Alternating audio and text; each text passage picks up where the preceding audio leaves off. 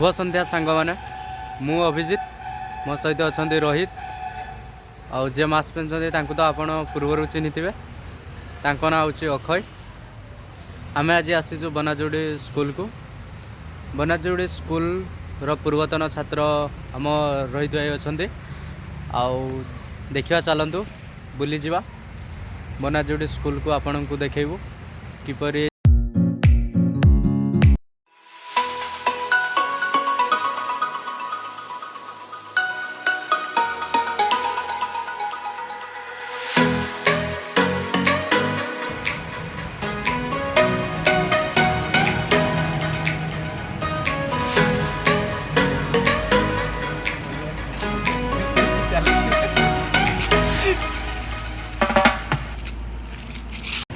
देखिपार तो अक्षय आउ रोहित आमर सामने चली एपटे आम अंगनवाड़ी केन्द्र बनाजुड़ी आम बनाजुड़ी स्कूल और अंगनवाड़ी मिसिकी अच्छी तांकर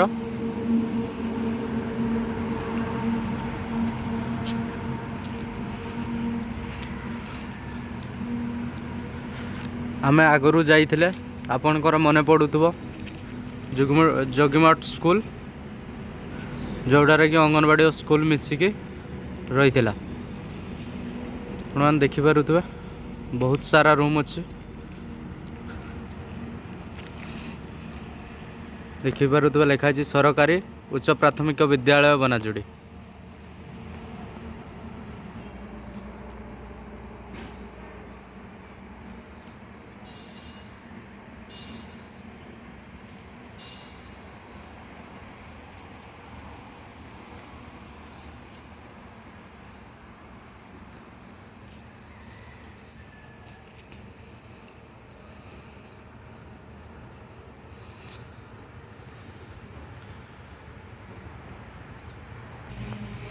रोहित आमर खसरा दोली खेलुची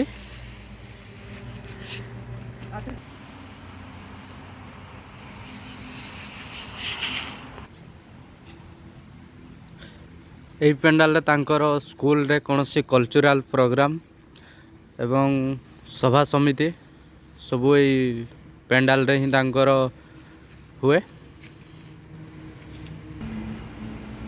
तांकर विद्यालय तांकर श्रेणी गृह को जावाई रास्ता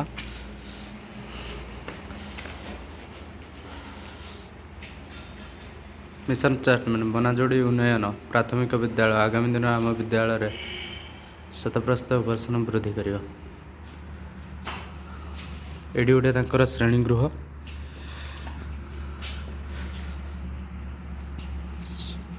सेठी मध्य गोटे श्रेणी गृह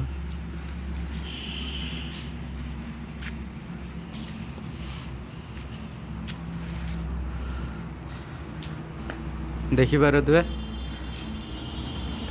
रही दौर आमर 5 फुट 6 इंच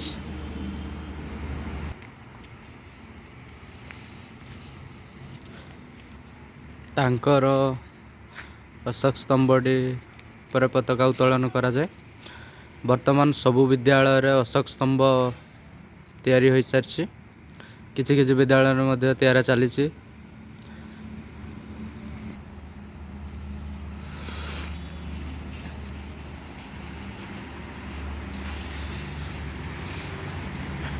एठी मध्य 2टी रूम अच्छे देखिपे जोठारे कि प्रथम रु पंचम पर्यंत पिलांकर श्रेणी गृह सबु स्कूल भली एठारे मध्य भोट देवा समय भोट बूथ बा पोलिंग सेंटर खोला जाए।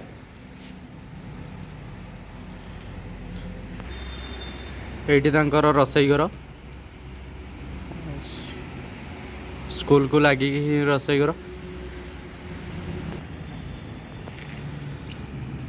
तो ये बाड़ गुड़े बुझा जाइए जो थे कि बनाजुड़ी स्कूल शिक्षक मैंने एटारे किसी फूल गछ लगे भल भाव बुझिकी रखिंट देखिपारे छोट छोट चारा गछ गुड़ी को ଦେଖିପାରୁଥିବେ ଏହି ଶ୍ରେଣୀ ଗୃହଟି ହେଉଛି ଅଫିସ୍ ରୁମ୍ ସରକାରୀ ଉଚ୍ଚ ପ୍ରାଥମିକ ବିଦ୍ୟାଳୟ ବନାଯୋଡ଼ିର। ତାପରେ ସେପଟକୁ ଦୁଇଟି କବାଟ ଲାଗିଛି ଦେଖିପାରୁଥିବେ, ଯେଉଁଠି ଗୋଟେ ଦ୍ରୋଣାଚାର୍ଯ୍ୟ କକ୍ଷ। ଦେଖିପାରୁଥିବେ ଦ୍ରୋଣାଚାର୍ଯ୍ୟ କକ୍ଷ ପରେ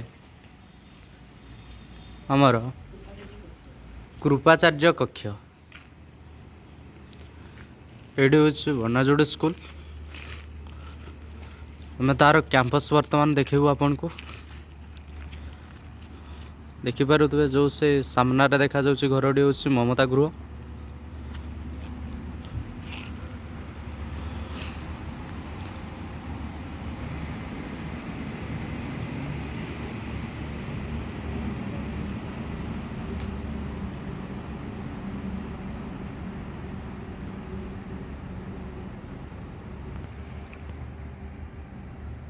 ସାମ୍ନାରେ ଦେଖିପାରୁଥିବେ ଆପଣ ପାଚେରୀଟି ଯେଉଁ ପୂର୍ବରୁ ତିଆରି ହୋଇଥିଲା ତାହା ବର୍ତ୍ତମାନ ଭଗ୍ନାବଶେଷ ଅବସ୍ଥାରେ ଅଛି। ତେଣୁ ମୋ ସ୍କୁଲ ଅଭିଯାନ ମାଧ୍ୟମରେ ବର୍ତ୍ତମାନ ସରକାରଙ୍କ ନିର୍ଦ୍ଦେଶ ଅନୁସାରେ ପୂର୍ବତନ ଛାତ୍ରମାନେ ସ୍କୁଲକୁ କିଛି ଅନୁଦାନ ପ୍ରଦାନ କରି ସ୍କୁଲରୁ ଉନ୍ନତିରେ ଯୋଗଦାନ କରିପାରିବେ। ଦେଖିବାରେ ମୋ ସହିତ ଅଛନ୍ତି ବନାଯୋଡ଼ି ଉଚ୍ଚ ପ୍ରାଥମିକ ବିଦ୍ୟାଳୟର ପୂର୍ବତନ ଛାତ୍ର ରୋହିତ ରଞ୍ଜନ ନାୟକ। ସେ ବିଦ୍ୟାଳୟ ବିଷୟରେ କିଛି ଆପଣମାନଙ୍କୁ କହିବେ। ଦେଖିବା ସେ ବିଦ୍ୟାଳୟକୁ ଆମ ସହିତ ବୁଲି ଆସି ତାଙ୍କର ଅନୁଭୂତି କିଛି ଆପଣମାନଙ୍କୁ ଜଣାଇବେ। ଏହି ବିଦ୍ୟାଳୟର ପ୍ରଧାନ ଶିକ୍ଷକ ଆମକୁ ବହୁତ ଅତ୍ୟନ୍ତ ସମସ୍ତ ପିଲାଙ୍କୁ, ଆମ ବ୍ୟାଚର ପିଲାଙ୍କୁ ସମସ୍ତଙ୍କୁ ହିଁ ଭଲ ପାଆନ୍ତି। ଆଉ ରୋହିତ, ଆପଣ କୁହନ୍ତୁ, ଆଉ ଆପଣଙ୍କୁ ବର୍ତ୍ତମାନ ସ୍କୁଲକୁ ଆସିକି କେମିତି ଲାଗୁଛି? ଖୁସି ଲାଗୁଛି ନା ଦୁଃଖ ଲାଗୁଛି? ସ୍କୁଲକୁ ଆସିକି ତୁମମାନଙ୍କ ସାଙ୍ଗେ ମିଶିକି ବହୁତ ଖୁସି ଅନୁଭବ କରିଛି। ବନାଯୋଡ଼ି ଉଚ୍ଚ ପ୍ରାଥମିକ ବିଦ୍ୟାଳୟର ପୂର୍ବତନ ଛାତ୍ର ଏବେ ତାଙ୍କର ଅନୁଭୂତି ବିଷୟରେ କହିବେ କିଛି। ବନାଯୋଡ଼ି ଉନ୍ନୀତ ଉଚ୍ଚ ପ୍ରାଥମିକ ବିଦ୍ୟାଳୟ, ଏଥିରେ ଆମେ ପାଠ ପଢ଼ି ବହୁତ ଖୁସି ଲାଭ କରିଛୁ। ଆମେ ପ୍ରାୟତଃ ସମସ୍ତ ଛାତ୍ରଙ୍କ ସହ ମିଶି ଆମର ଖୁସି ସାର୍ ମ୍ୟାଡ଼ାମ୍ ମାନଙ୍କୁ ଆମର ଖୁସି ପ୍ରଦାନ କରିଛୁ ଏବଂ ଏଠୁ ଭଲ ଭଲ ଶିକ୍ଷା ଗ୍ରହଣ କରି ଆମେ ଭଲ ସ୍କୁଲ, ହାଇସ୍କୁଲ ଏବଂ ଭଲ କଲେଜରେ ଆମେ ଏଠିକାର ବ୍ଲଗ୍ଟି ଏଇଠି ଆମେ ଶେଷ କରୁଛୁ।